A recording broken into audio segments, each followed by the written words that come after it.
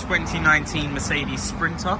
Obviously it's coming for reversing camera. So if we come up to the top, here is our reversing camera. Up in the top, obviously the customer is a refrigerated unit, so you can only put the cables on the inside. As we run it all along, it's been masticed, refoamed, so the fridge is still operational and no holes made through the fridge using the existing cable runs. We come around to the front of the vehicle. Now, as you'll notice, it's on the factory screen now. So if I put the vehicle into reverse, it will switch the unit, it will give us our reverse. As you can see, we can see the very bottom of the bumper where the black bar is.